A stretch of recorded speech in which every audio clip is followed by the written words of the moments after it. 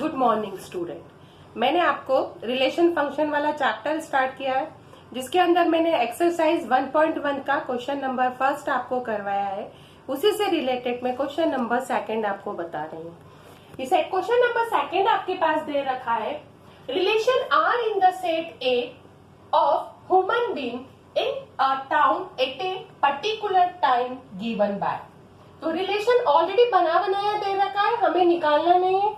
हमने पहली वीडियो में आपको एक क्वेश्चन में रिलेशन निकाल के बताया था, इसमें ऑलरेडी रिलेशन बना हुआ है। x, y, x and y work at the same place.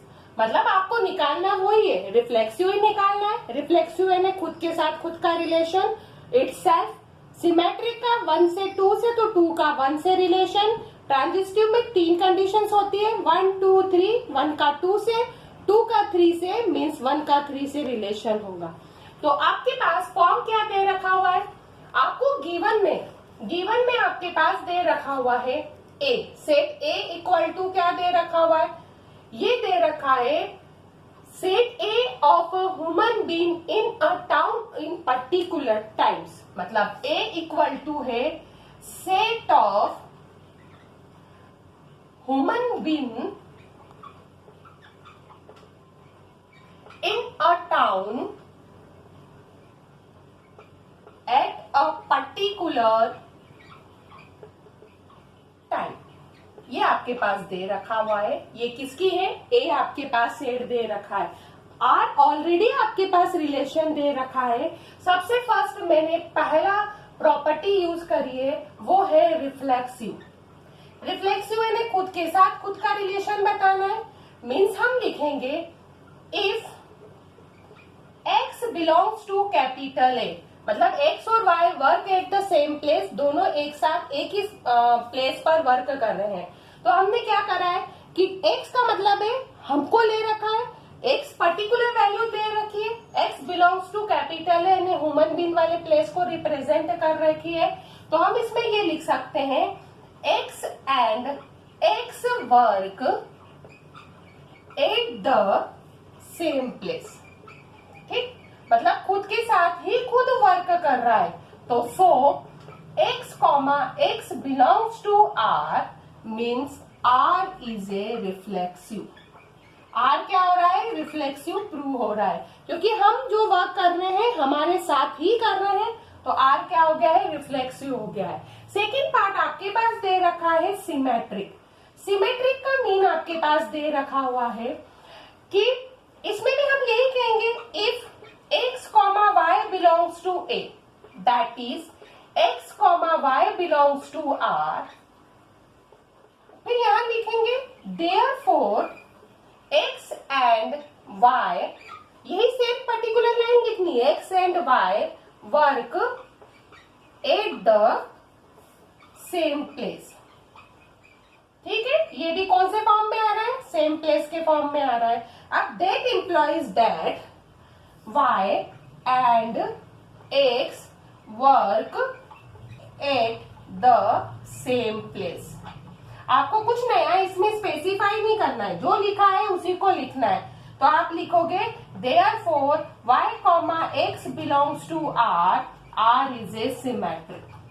कुछ नया है क्या, इसमें कोई नया फॉर्म आपके पास नहीं दे रखा है। जैसा क्वेश्चन में दे रखा है आपको एज इट इज वैसा की वैसा ही लिखना है। फर्स्ट फॉर्म में आपके पास दे रखा था कि ये दे रखा है x a को बिलोंग कर रहा है, खुद के साथ खुद का, मतलब इटसेल्फ की कैटेगरी बन गई है, इसलिए r रिफ्लेक्सिव हो गया है। दो पर्सन एक ही प्लेस पर काम कर रहे हैं, तो हमने लिखा x and y work at the same place, that implies that y and x work at the same place. मतलब वो भी यदि x y के साथ वर्क कर रहा है तो y एक के साथ भी वर्क कर रहा है। तो y, x belongs to r, r is a क्या हो गया है, सिमेट्रिक की कैटेगरी यूज कर रखी है। अब यदि मैं थर्ड प्रॉपर्टी इसमें यूज करती हूँ, ये तो हो गई फर्स्ट, ये हो गई सेकेंड, मतलब ये दोनों सेटिस्फाई कर रही है। तो मेरे पास जो थर्ड वाली कैटेगरी है, ट्रांजिस्टिव की कैटेगरी, इसमें क्या यूज होगी, ये होगी x, y, z, मतलब पर्टिकुलर 3 प्लेस के फॉर्म में हम इस वैल्यू को यूज करेंगे। क्योंकि जरूरी नहीं है कि 2 ही पर्सन या खुद एक सिंगल पर्सन ही वर्क करता है, एक से ज्यादा पर्सन भी वर्क कर सकते हैं। अब मैंने हमने लिया है इसमें third property. Third property means इसके अंदर दे रखा है if x y z belongs to capital A, तीनों ए को बिलोंग कर रहे हैं। फिर हमने लिखा that is X comma Y belongs to R and Y comma Z belongs to R. ठीक है, अब यहीं पे लिखेंगे therefore X and Y work at the same place. ठीक, लिखना है, बहुत इजी है ये topic. Same place, Y and Z work at the same place, ये भी सेम प्लेस पे काम कर रहा है। सो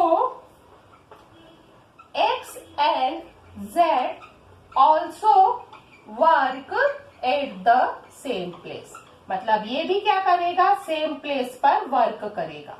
यदि ये सेम प्लेस पर वर्क कर रहा है means x comma Z belongs to R, R is a क्या हो गया है, ट्रांजिस्टिव की कंडीशन रिप्रेजेंट कर रखा है। मतलब एक ही क्वेश्चन में तीनों पार्ट हम प्रूव करने के लिए पूछा जाए तो हम प्रूव करके भी बता सकते हैं। यदि यही क्वेश्चन चेंज करके उसने दे दिया जाए कि इक्विवेलेंस रिलेशन प्रूव करना है, इसका मतलब है कि तीनों प्रॉपर्टी सेटिस्फाई होना चाहिए। इसमें ऐसा कुछ नहीं था तो हमने चेक करके बता दिया कि तीनों फॉर्म सेटिस्फाई कर रहे हैं। Question number second, question number second दे रखा है show that the relation are in the set R of the real numbers defined as R equal to A comma B, A less than equal to B square. आपको इसमें ये prove करना है कि ना ये रिफ्लेक्सिव है, ना ये सिमेट्रिक है और ना ये ट्रांजिस्टिव है। मतलब ऐसी चीज जहां आपको प्रूव करना है नहीं कि ये चीज प्रूव नहीं होना चाहिए, तो ऐसे फॉर्म में आपको क्या लेना पड़ता है, एग्जाम्पल लेने पड़ते हैं। ये चीज आप अच्छे से ध्यान रखिए, जहां पर प्रूव नहीं हो रहा है या शो नहीं हो रहा है या चेक की प्रोसेस आ रही है तो वहां पर आप एग्जाम्पल लेकर उसको बता सकते हैं कि ये कंडीशन सेटिस्फाई नहीं कर रही है। यदि आपको एक इक्विवेलेंस ही हो रहा है तो आपको कोई एग्जाम्पल लेने की जरूरत नहीं है, आप डायरेक्ट इसको सॉल्व कर सकते हैं। अब पहला फॉर्म देखिए, इसके अंदर क्या दे रखा है आपको रिलेशन में, आपको रिलेशन दे रखा है R equal to A comma B such that A less than equal to B square. आपको प्रूव करनी है ये कंडीशन कि ए बी स्क्वायर से छोटा होना चाहिए या उसके इक्वल को सेटिस्फाई करना चाहिए। अब पहले तो हमें क्या है कि प्रूव नहीं करना है, ऐसा वैल्यू यूज करनी है। तो सबसे फर्स्ट प्रॉपर्टी मैंने ले रखी है रिफ्लेक्सिव, ने खुद के साथ खुद का रिलेशन। खुद के साथ खुद का रिलेशन का मतलब है कि मैंने यहाँ पर क्या ले रखा है, एज्यूम किया let 1/3 belongs to R. R का मतलब यहाँ पर किसको दे रखा है, रियल नंबर को रिप्रेजेंट कर रखा है यहाँ पर। ठीक है, अब 1/3 रियल नंबर में आता है। अब खुद के साथ खुद का रिलेशन बताना है तो इसका मतलब है कि a की वैल्यू भी 1/3 है। यहाँ सिंपल देखो, a इक्वल टू भी 1/3 है और b इक्वल टू भी 1/3 है। केस के अकॉर्डिंग कंडीशन क्या दे रखी है, ये दे रखी है कि a less than equal to B square है, मतलब 1/3 लेस देन इक्वल टू 1/3 का होल स्क्वायर। क्या ये कंडीशन सेटिस्फाई कर रही है कि 1/3 के होल स्क्वायर के फॉर्म से इक्वल आएगा, या a की वैल्यू 1/3, b की 1/3 लिखा है, 1/3 लेस देन इक्वल टू 1/3 का होल स्क्वायर। 1/3 का होल स्क्वायर का मीन कितना होता है, ये तो हो गया 1/3 लेस देन इक्वल टू 1/9। पर 1/3 1/9 से क्या होता है, ग्रेटर देन होता है। ग्रेटर देन हो रहा है इसलिए ये वाला केस क्या है, इसको सेटिस्फाई नहीं कर रखा है। तो हम लिख सकते हैं 1/3 comma 1/3 is not belongs to R, so R is a not reflexive. R क्या रिप्रेजेंट नहीं कर रखा है रिफ्लेक्सिव की कंडीशन में, क्योंकि हमें प्रूव ही ऐसा करना है कि वो सेटिस्फाई ना करे। इसलिए मैंने ए को भी 1/3 ले रखा है, बी को भी 1/3 ले रखा है इटसेल्फ, मतलब खुद के साथ सेम वैल्यू स्पेसिफाई होनी चाहिए। अब ये केस दे रखा है आपको ये केस के अकॉर्डिंग मैंने लिखा 1/3 ग्रेटर देन इक्वल टू 1/3 का होल स्क्वायर होता है, तो 1/3 और ये हो रहा है 1/9, तो 1/3 1/9 से क्या होता है, सिंपल पार्ट में देखें तो 1/3 1/9 से ग्रेटर होता है।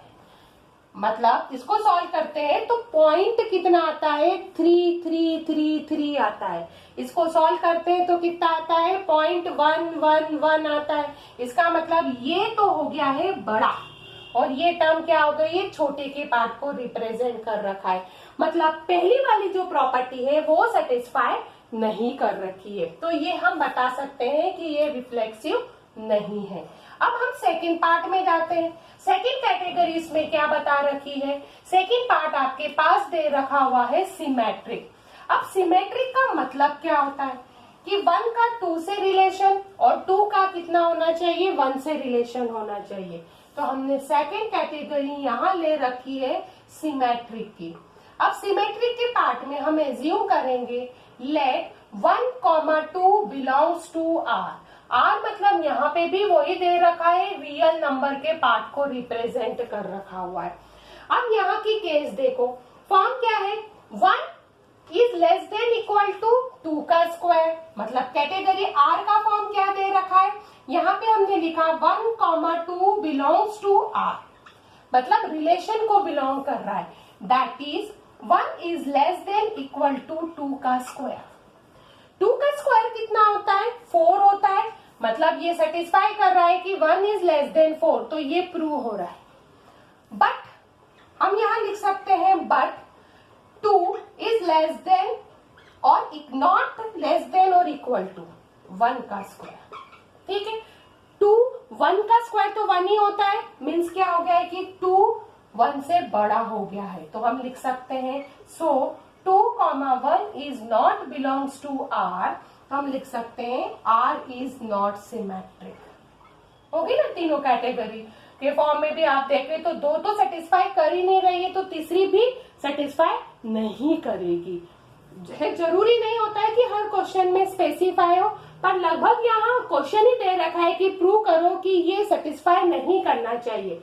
तो हमें ऐसे ही एग्जाम्पल लेना है जो सेटिस्फाई नहीं करना चाहिए। पहले में 1/3 लिया, तो दूसरे में 1/2 ले लिया। अब रियल नंबर में तो पॉजिटिव के साथ नेगेटिव भी आता है। यदि मैं कुछ वैल्यू यहाँ पर चेंज करके देखूं तो नेगेटिव पार्ट में भी क्या आ सकती है, तो मैं थर्ड वाले पोर्शन में लेके देखूंगी। अब थर्ड वाला क्या दे रखा है आपको, ट्रांजिस्टिव की कंडीशन दे रखी है।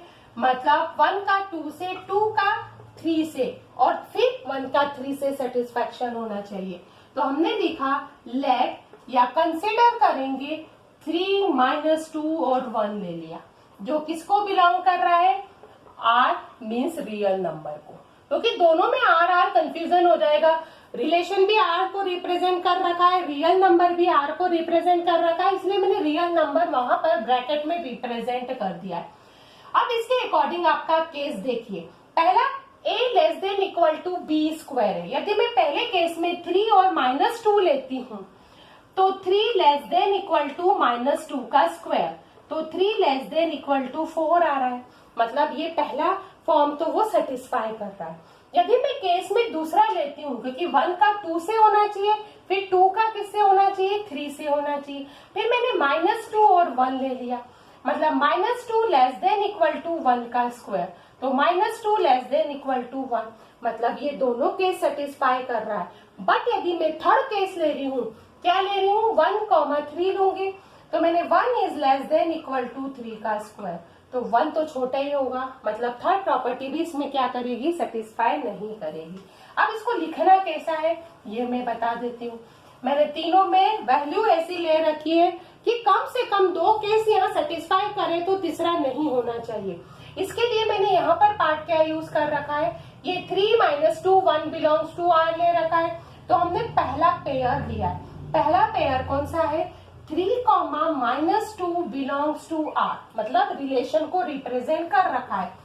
And -2, 1 belongs to R, that is क्या हो रहा है इसके अंदर, that is 3 is less than equal to -2 का whole square and -2 is less than equal to 1 का स्क्वायर। मतलब ये 2 केस सेटिस्फाई कर रखे, but 1 is not less than equal to 3 का square. Therefore 1,3 is not belongs to R, so R is a not transitive, मतलब ये satisfy नहीं कर रखा है। अब ऐसे जो छोटे छोटे क्वेश्चन होते हैं जहां आपको चेक करना रहता है, यदि आप वो वैल्यू को जब चेक करने की कोशिश करते हो ना, तो ऐसे क्वेश्चन 2 मार्क्स में सिंपल पूछे जा सकते हैं, जहां आपको खुद को अपना एक एग्जाम्पल लेना पड़ेगा कि आप किस टाइप से इसको प्रूव नहीं करके दिखा रहे हैं। यदि प्रूव करने का है तो हमने अभी पहला क्वेश्चन सेम प्लेस वाला कर रखा था, तो वो तो हमने प्रूव करके बताया ही था। अब मैं आपको नेक्स्ट वीडियो में इसके आगे रिलेटेड क्वेश्चन बताऊंगी।